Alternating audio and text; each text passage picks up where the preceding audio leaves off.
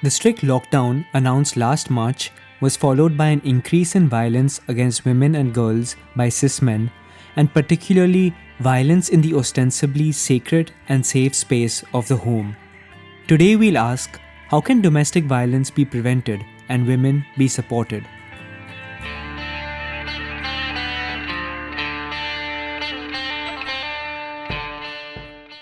I'm your host Abhishek, and Poonam Kathuria and Jashoda Rana join us today on Research Radio to discuss their efforts to prevent domestic violence and support survivors. Jashoda Rana is a counselor with the Violence Prevention and Support Cell at the Community Health and Referral Hospital in Radhanpur, Gujarat. She works with survivors of sexual assault and domestic violence. Poonam Kathuria is the founder and director of the Society for Women's Action and Training Initiatives, SWATI. Poonam has over 25 years of experience in leadership roles working for the prevention of gender-based violence, women's empowerment, and leadership. So the public health system is supposed to provide girls and women with care and rehabilitation, besides documenting and providing evidence of the violence. We'll explore how the system can be improved based on Swati's article, Making Rural Healthcare System Responsive to Domestic Violence. Notes from Patan in Gujarat. It's outside a paywall and I recommend reading it.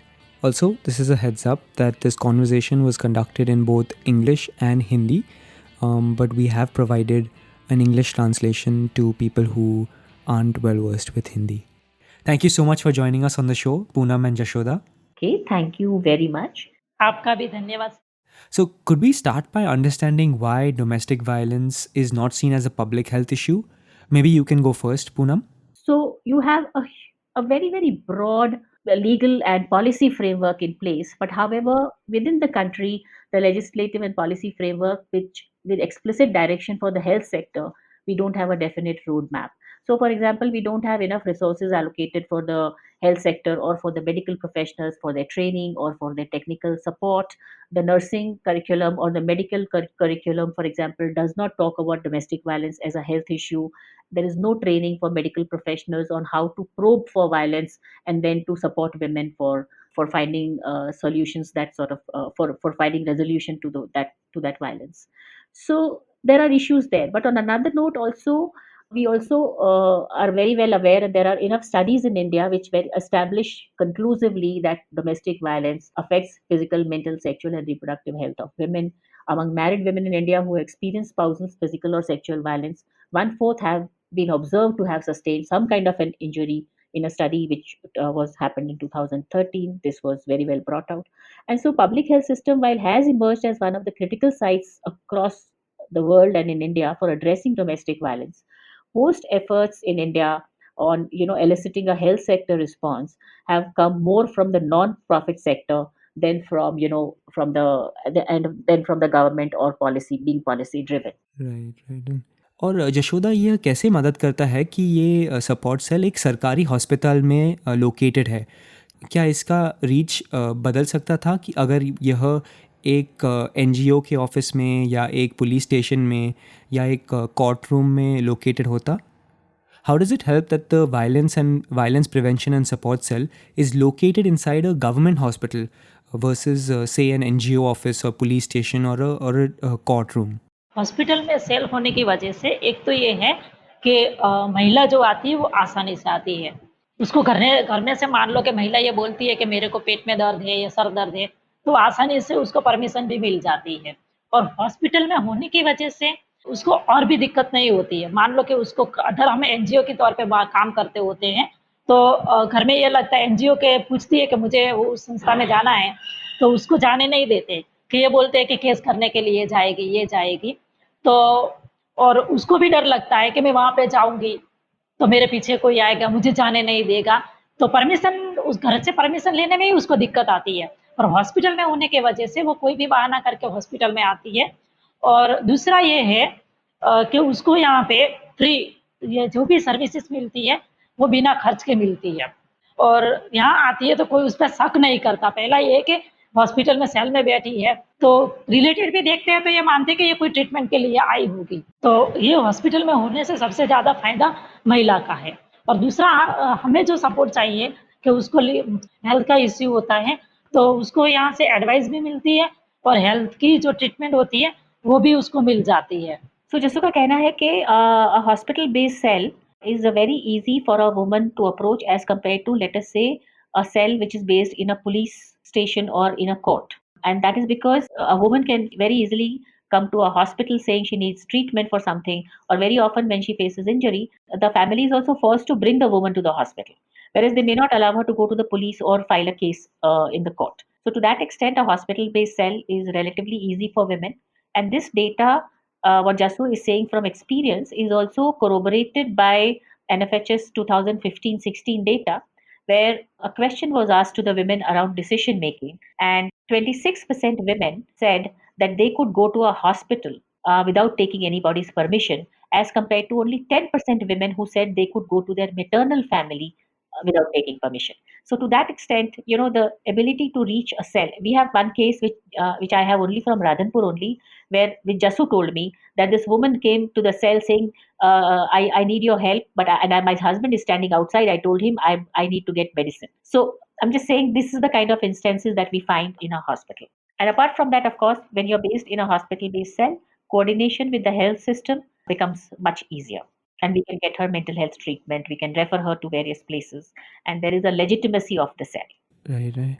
That example really shows how important it is for care and redress to be accessibly located. Multiple studies show that violence by an intimate partner is the most common form of domestic violence. Could you expand on this and how it affects efforts to end domestic violence?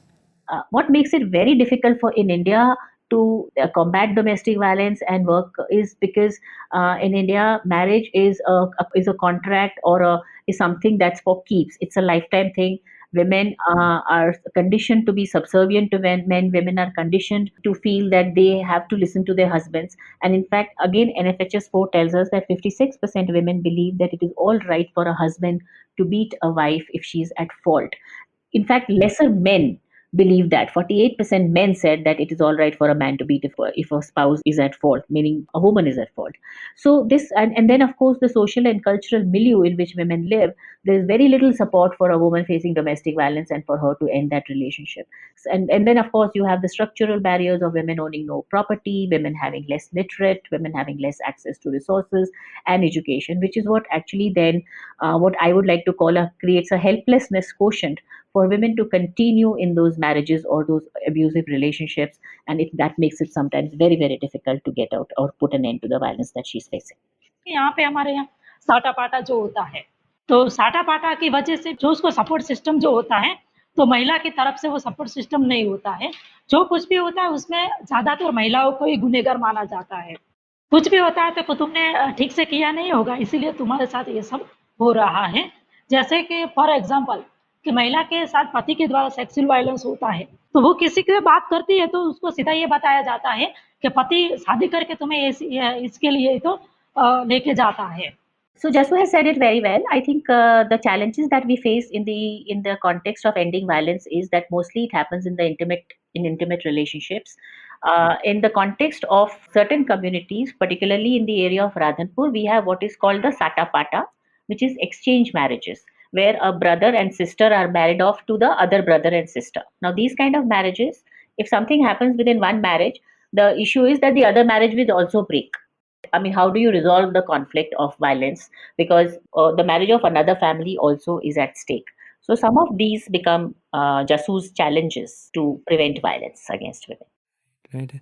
And can we focus on Swati specifically and the kind of journey that it's had to establish the first violence prevention and support center located in Gujarat's Radhanpur town? So, violence against women is a primary objective for Swati, and very early in our journey, we realized that unless you work on violence, you don't actually question the patriarchal structures of society. And that's how, very early on, we started working with the community on violence prevention initiatives. One of our earlier initiatives was setting up of these Mahila Nyaya Panchayats, which are gender just platforms under women's leadership which support women to end abuse, or women who are facing violence and abuse. So very soon we realized that when women who faced injuries went to the doctors, the case papers often did not, most of the time, never mention the injury. And later, when a woman had to go to the court, her case paper did not. She had no proof of having faced that abuse earlier on. So very early, the Mahila Nyaya Panchayats realized the importance of what we would call a medico-legal report which can support women. And that was our first brush with the health system, because when a woman asked for a doctor to mention injury or violence in her case papers, he made it seem like an issue of the poor women or the backward women or backward communities. However, if we accompanied them, it became easier for us to get the medical legal report from the doctors. So that's how we understood the importance of a health sector response. And secondly, we also realized that domestic violence affects women's health, and women's health actually, poor health further perpetuates domestic violence on her. And so that's how we started looking at a health sector response to violence against women. So we approached the state government with the proposal of setting up a cell, and we chose Radhanpur because we had presence there, we knew the community there. So the first cell was set up in 2016. This was a partnership with the Department of Health and Family Welfare, and the cell was to be run jointly by the department and Swati. And Swati had the permission to do capacity building of the doctors and the nurses in that hospital. So in that sense, I think this is one of the first formal rural health sector response initiative at that time in the country. The cell is linked up to the helplines. And the cell itself and it also collaborates with the one-stop crisis centers, which are set up by the Department of Women and Child Development. Right right. और lockdown के समय में जब domestic violence बढ़ रहा था, support centres का क्या रिस्पॉन्स था? During the lockdown how did support centres respond? Lockdown में यहाँ पे हमारा हमारा सेल बंद था, पर महिलाओं को फ़ोन काउंसलिंग हम फ़ोन के ज़रिए महिलाओं को साथ फ़ॉलो कर रहे थे, और कई सारी महिलाओं के पास हमारे फ़ोन नंबर भी थे।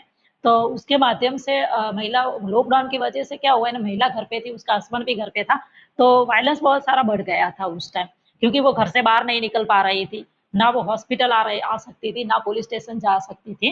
तो उस टाइम हम फ़ोन के माध्यम से उसको 181 का, फिर पुलिस का, जो भी उसको सपोर्ट चाहिए था, वो हम फ़ोन के माध्यम से घर पे बैठे ही उसको मदद दे रहे थे और फ़ोन काउंसलिंग कर रहे थे। और जब लॉकडाउन खत्म हुआ, तब जो पहले हमारे केसेस जो थे वो महीने में 12 या 11 का वो रेंज रहता था।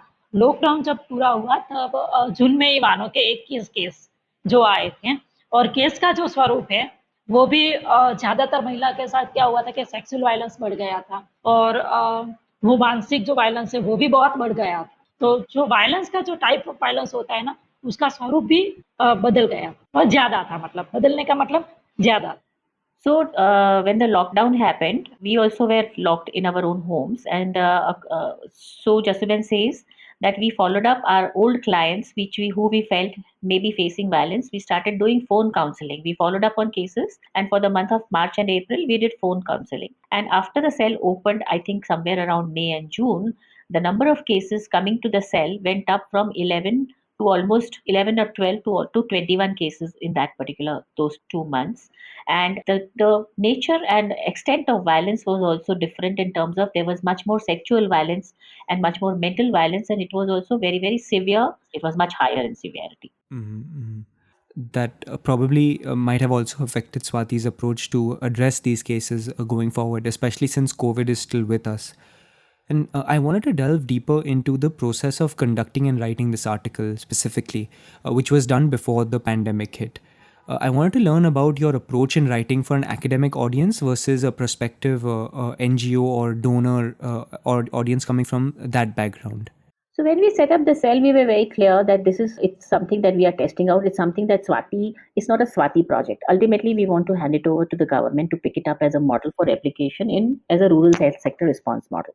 And with that in mind, we sort of kept very meticulous data in the form of an MIS, which included right from the history of a woman to how a case progressed, how far the women came from, what was the age group. So particularly because we were still trying to look at how does a cell which is located in a rural setting and where women are coming from villages, some of them came from, the farthest case came to us from 80 kilometers away. A woman traveled 80 kilometers to approach the cell. So we wanted to see that journey of the cell as to how does a woman approach a cell? What are the various routes through which she comes to us? And all of us, we have been constantly documenting to see how do we improve the services of the cell and how do we replicate it further, because so it has to be in a way practical and possible, in the realm of practical and possible in that sense of the term. So the data is constantly analyzed. And just to give you an example, we looked at data of women who had come in with a second episode of violence. So, a small subsample of about 37 women we looked at who had come to the cell over a period of 3 years with a second episode of violence, and we noticed two things. In the first episode, the women had come, between, let's say, between 6 months from the point of when the violence happened to the point when she approached the cell. The period was from 6 months to almost 10 years. In the second case, when the repeat episode happened, the second episode happened, all women had come within a frame of 3 years. And some of them, there were three women who had come on the same day, and almost 45% women had approached the cell within 1 month of the episode happening. So for us, that actually informed us of the suitability of the location of a cell, because women kept on saying that, listen, it is easy to come to a hospital cell as compared to, let's say, approach a police station or a cell which is located in a police station or any other setting. We also did a satisfaction study where women sort of said that the fact that they felt empowered at the end of the day in the cell, where they felt strengthened by the counseling and to be able to take steps, the counselors had provided the kind of solutions that made them feel satisfied with the functioning of the cell. In Radhanpur, for example, the highest referral is from old cases. To me, that's also again an indicator that this is a satisfied client who's now referring other women to the cell. So these are the small. So this data throws up several of these things. We never started with saying we would be writing articles in academic journals, but at some point in time, we started feeling this data needs to come out, and we had that data, and that's how we started writing this article, and that's how we have, for example, contributed to the EPW2. Mm-hmm. Mm-hmm. And just to follow up, for our notes from the field segment, could you share an experience or two from your work that were particularly insightful? क्या आप अपने field work से एक या दो अनुभव बता सकते हैं जो बहुत महत्वपूर्ण थे? एक महिला है जो 40 साल की महिला है, उसके शादी को काफ़ी 25 साल ऐसे उसके बहुत छोटी थी, 15 या 12 साल की थी तब उसकी शादी हो गई थी, 2 बच्चे भी हैं। और जब भी उसका पति उसको पीटता था, मतलब हाथ सफाई गर्दा-पाटू तो मारता ही था, पर वो तलवार होती है, छड़ी होती है, उससे भी बहुत ही उसको बहुत इंजरी। एक बार तो उसका कहना है कि मेरा हाथ उसको इतना मारता था कि उसका हाथ फ्रैक्चर हो जाए या पैर की हड्डी फ्रैक्चर हो जाए और बहुत गहरी इंजरी हो जाती थी। तो वो मिनिमम यहाँ हॉस्पिटल में मेरे सेल में आने से पहले 7 बार यहाँ पे एमएलसी उसकी रजिस्टर हो चुकी थी और एक बार तो उसके पूरे 4 दाँत उसका गिरा दिया था और यहीं पे हमारे हॉस्पिटल में ही उसने ट्रीटमेंट लिया था और हर बार उसकी एमएलसी हुई थी। पुलिस में जाते वो महाराष्ट्र की थी, यहाँ पे उसका कोई नहीं था, मतलब ससुराल वाले ही था और आस-पास के लोग उसको छुड़ाने के लिए जाते थे। तो शुरू-शुरू में तो छुड़ाने के लिए जाते थे, पर बाद में जैसे-जैसे दिन चलते गए, तो कोई उसको छुड़ाने के लिए नहीं आता था। उसका हस्बैंड जो छुड़ाने के लिए जाता था, उसको भी गाली देते थे और आस-पास के लोगों को लगता था कि ये तो हर रोज़ का है, ये उसके घर का मामला है, हमें उसके बीच नहीं पड़ना चाहिए। पुलिस में ये जाती थी तो एनसी लेते थे, फिर उसका जामीन लेके उसको छोड़ देते थे। फिर उसको ये लगा कि पुलिस भी अब मेरा कुछ करने वाली है नहीं और उसके बिहेव में कोई चेंज ही नहीं आ रहा था। जैसे-तैसे उसका वायलेंस बढ़ता ही जा रहा था। लास्ट में जब हमारा सेल शुरू हुआ 2012 में और उस टाइम वो 2013 में शायद आई थी, तो उस टाइम भी उसको बहुत मारा था। उसका ब्लीडिंग हो रहा था, तलवार मारी थी हाथ पे तो बहुत सारा घाव था और उसको यहाँ से ज़्यादा ट्रीटमेंट के लिए धारपुर भी भेजा था और उसको मारने की वजह से उसके मेंटल हेल्थ पे भी उसका बहुत ही उसका प्रभाव पड़ा था। तो वो बात-बात पे रोने लगती थी, तो हमने उसको मेंटल हेल्थ के लिए भी रिफ़र वहाँ से किया था।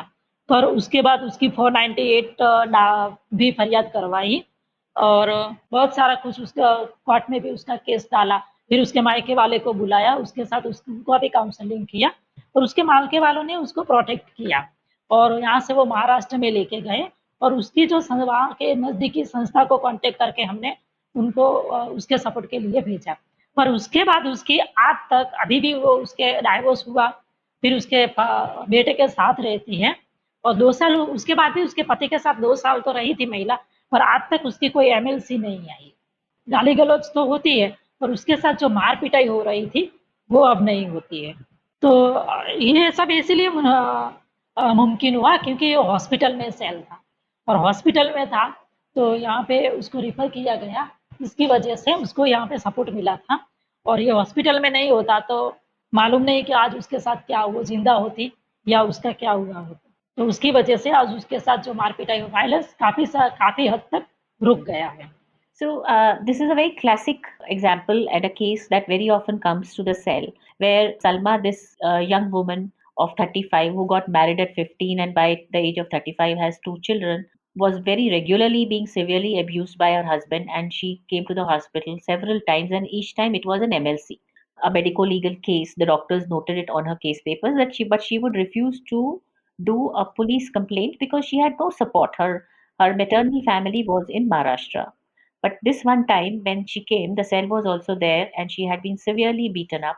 And the doctor referred her to the cell, and then the cell took over and helped her file a complaint under 498A, got her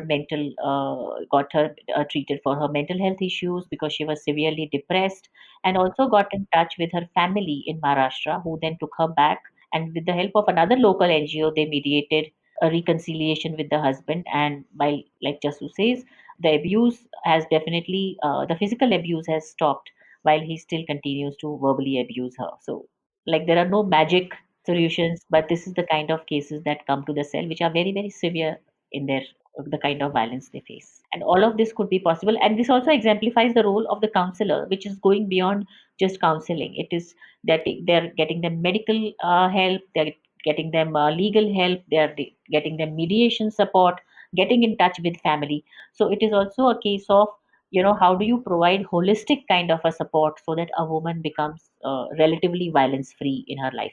Yes, yes. And I think an undercurrent of this experience is the kind of isolation a woman might experience, particularly in a rural area, which you've written about. Could we understand the differences and similarities in addressing domestic violence in urban versus rural contexts? Okay, so the reason for us looking at a rural health sector response as different from an from a cell located in an urban setting was that in an urban setting, a hospital-based cell will cater to a population around its area. The urban health sector or health system is much more centralized. So you have a hospital and then everyone visiting that hospital. If you look at the rural health sector, you have a hospital, but then you have a sub-center, a PHC, and then you have the ASHA worker, the female health worker, or the ANM. So that's a chain, and women sort of follow that chain. And we felt that any effective response in a rural sector has to follow this chain, and we thought of creating this upward referral chain apart from a cell which is located in a hospital setting.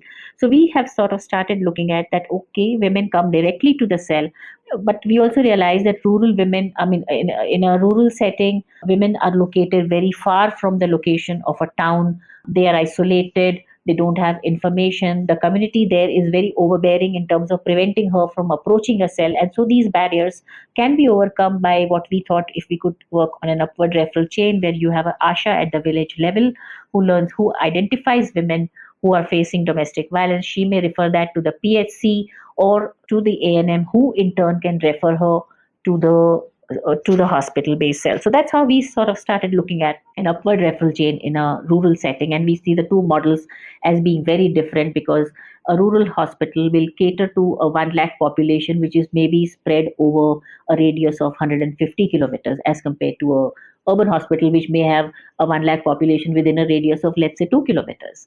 And so that's how we look at a different model.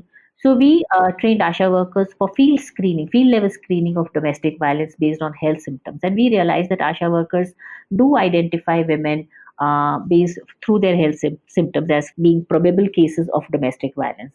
And in the last 3 years, our ASHA referrals have gone up, and we feel that this model may work very well. Yes, and organizations that challenge our patriarchal caste status quo are likely to experience resistance from the government and community members as well. So this could also lead to limiting and censoring of their work.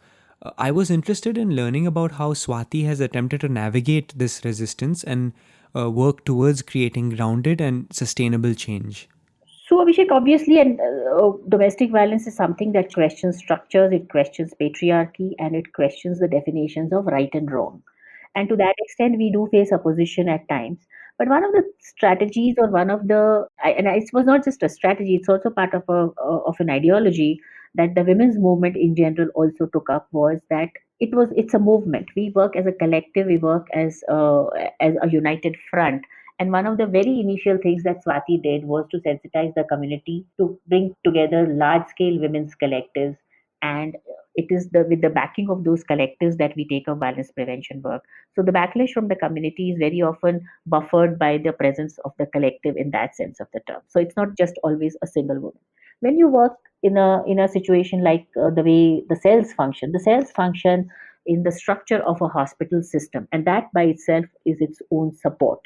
A counselor sitting in a hospital setting is in that sense has much more legitimacy compared to, let's say, an NGO which is working. And so we get our legitimacy as an NGO from the collective and the federations or the large scale organizations of women that we work with. As whereas in the hospital setting, it is actually you're working through the government and with the government. And I think that has been our advantage and our reason for working with the health sector response, because over a period we found that working with systems is much more sustainable as compared to working with individuals. So if you want to bring about sustainable change, you work through systems. So we work with the community system, which is the Mahila Nyay Panchayats, the gender just committees. We work with the health system through the counseling and prevention cells, violence prevention cells, and we work with the governance systems in rural areas, that is the gram panchayats, on violence or on prevention of violence against women. So we work through legitimate systems. So, for example, in Radanpur cell, the referral by community leaders is almost 4% of the total cases coming to us. And I remember one particular response. So, there was this person, she was blind and had been married to this person. And so, when she got married and came to this village, the family didn't have a toilet. So she found it very difficult to go out into the open to defecate, or because she always either had to be accompanied. So she came to the cell and said that this was a problem with her, and she was finding it very, very difficult to stay on in that marriage because of this. So the counselor contacted the panchayat of that village and said that this is the problem. So the panchayat in turn contacted the government, and they actually got them a small grant for building a toilet in that house, and that's how that marriage was resolved. So I do think that some of these systems we can help them to respond and sensitize and make it a part of their role, because gram panchayats, for example, are bodies for peace and harmony in the village. And if one third of the women in a village are facing domestic violence, where is the peace and harmony? So that's the kind of discussions we start having. And when you start having these discussions in the community, you actually start redefining right and wrong. And the discussion for the first time happens on, is violence right or wrong? And you start pushing the boundaries of what is right and what is wrong. Yes, and exactly. One of the changes you propose involves sensitizing government members and community members, and we've already started talking about this. What does sensitization look like, and will it actually address deep-seated differences in power? I think sensitization works with systems where they already have it as their part of their mandate or as part of their work definition. So let's say, for example, sensitizing the police, because police already has it as a part of their role to prevent violence, to help violence. That is where I'll talk about sensitizing. But in systems where, for example, in a socio-cultural context like family, in like communities of India, sensitization has a limited value in my head, because unless you change the power structure, unless you change the norms of who will get property, unless you change laws, unless you change the equation of power, unless you empower women, unless you give women more power or equal power compared to men, that is where sensitization has very limited scope. Because ultimately then in those situations, you are actually appealing to the sensitive charity kind of a side to men, like be kind to women kind of a thing. Beyond a point, that is not sustainable. Sensitization is sustainable where structures are there, systems are there, policy is in place, and you then call upon those people to say that, listen, you are supposed to be doing this, and this is what kind of an impact it can make if we were to be doing this. Mhm, mhm.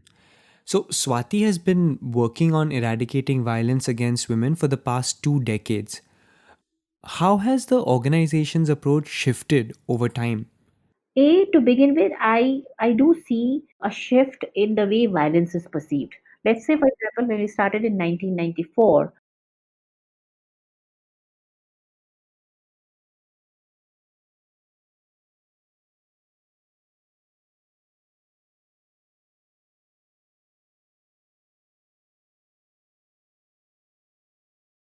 absolutely no dispute about domestic violence being a crime, being wrong, and that it is being perpetuated on women on a very large scale. or one third of these women are facing it. So many women are not seeking any help. So I'm just saying, from a point where you say, from a point of denial to acceptance is one shift that I see in our own understanding of domestic violence. So to me, that's a very, very big shift. The other shift is in women reporting.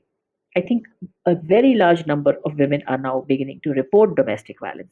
They may not be able to do enough about it because you have structural barriers, you have lack of support for women, and you have, and women don't have access to incomes. So those kind of could be the barriers where women are maybe not finding the resolutions that they need to find, but many more women are reporting domestic violence compared to earlier times. Our approach personally has shifted from working with individuals to working with communities, to working with systems, to working with health sector response, to working with governance response to violence against women.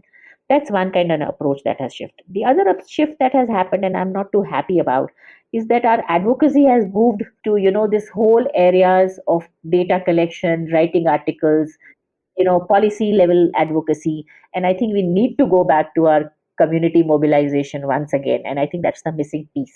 It needs to come back in a big way. And I think I want to get back this particular piece of our earlier approach where we mobilized women in huge numbers, and our advocacy happened on based on those numbers and not necessarily on the data numbers, but on people numbers. Actually, could you tell us more about this aspect, especially since your organization has experience working on both public mobilization and more formal advocacy methods such as data collection, report writing, and more? So we have shifted balance in terms of focusing much more on policy, data analysis, academic journals, and policy through WHO, advocacy through external organizations. Earlier, for example, the combination of mobilizing women and to getting the community together. I remember in '94 we got together 5,000 women and 1,000 men in one place, and men taking a pledge to never commit violence, and women talking about violence in a public space. And that's the kind of thing we do less and less. And I think that is where, so what's happening is that laws can never bring about social change. So we managed to bring about the laws without actually bringing about the social change that we so badly require. So you have a policy and you don't have the policy being implemented. You have the number cases of violence continue to go up. Cases of violence against Dalit women continue to go up, in spite of having so many legislations and a very robust legislative system in place, and some of the most progressive laws. I don't think India has some of the most progressive legislation on violence prevention, but we do not see its impact on the ground. Yes, yes. And a final question that I would like to leave you both with is, what are some of the unanswered questions or next steps that you'd like to take with your future work? Abhishek, we have been able to now demonstrate the fact that this model is replicable. So, for example, from a cell which was located in a small hospital like Radhanpur with an OPD of 350, a referral hospital in a small in a block of Patan district, we have been able to move to we have been able to set up a cell in a teaching hospital, in a general hospital at Sidhpur, and the teaching hospital at Dharpur Medical College. And to that extent, to me, the model is replicable. However, what we need to work upon is scalability. And for that, we are now in the process of developing SOPs, as you call them, standard operating procedures. And then the challenge is for the government to accept it and make, where they are signatories to these policies. It's in the policy framework, but on the implementation front, we haven't succeeded as yet in the manner in which we would like to. So that's the roadmap for us as to how do we get the government to scale up the model. Replication is already in place. We have been able to say that it's replicable. Poonam and Jashoda, thank you so much. बहुत बहुत धन्यवाद for joining us on Research Radio.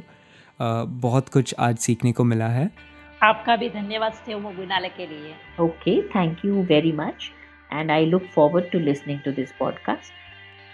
One takeaway I had from this conversation was the importance of offering redressal, support, and care centers in hospitals for women who've experienced violence. This reduces the barriers women have to overcome access to support and also ensures that medical authorities are held accountable to perform their intended role of providing care and healing.